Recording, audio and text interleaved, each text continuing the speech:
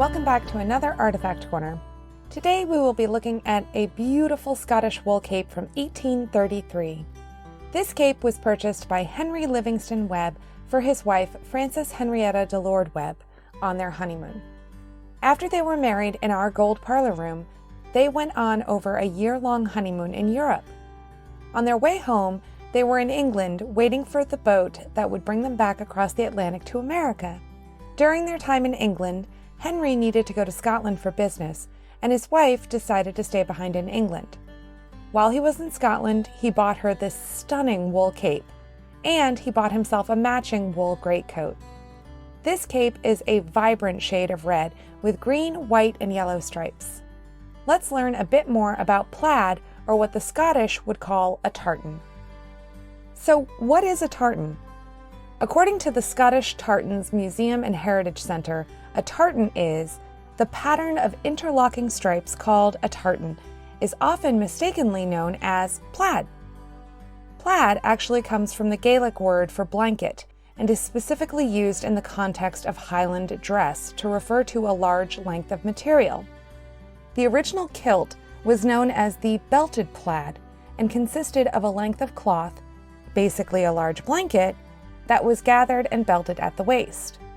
The plaids were most often made from a tartan cloth, and so the confusion between the two terms is understandable.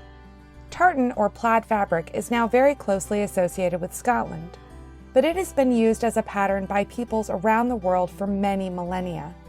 According to the textile historian E. J. W. Barber, the Hallstatt culture of Central Europe, which is linked with ancient Celtic populations and flourished between the 8th and 6th centuries BCE, produced tartan-like textiles. Some of them were discovered in 2004, remarkably well preserved, in the Hallstatt mine near Salzburg, Austria. Also, textile analysis of fabric from the Tiram mummies in northwest China has shown it to be similar to that of the Iron Age Hallstatt culture. Clearly, this pattern has appealed to people for a very long time.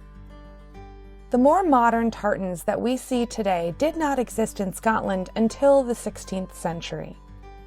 So, all of the scenes of the Scottish men running around in tartan kilts that you saw in the movie Braveheart? Totally historically inaccurate. Sorry. For many centuries, the patterns were loosely associated with the weavers of a particular area. In the 16th and 17th centuries, tartan was exported from the Highlands to the south at prices fixed in order to prevent overcharging, the prices being determined by the number and shades of colors in the cloth. After the Battle of Culloden, tartan fabric faced its greatest threat. An Act of Parliament was passed which made the carrying of weapons and the wearing of tartan a criminal offense. This was so strictly enforced that by the 1780s, most weavers had given up making tartan fabric altogether. In the 1820s, it saw a revival and has been going strong ever since. Our cape is from shortly after the revival of tartan cloth, which is an interesting tidbit of its history. The wool itself is in fantastic condition. Wool is a pretty sturdy fabric and holds up well even though it's almost 200 years old. The silk lining at the collar and the silk drawstrings, on the other hand, have seen better days. Silk is far more fragile, and therefore, this is not surprising. Overall, this piece is in pretty great condition, and we are so lucky to have it in our collections. Thanks so much for stopping by.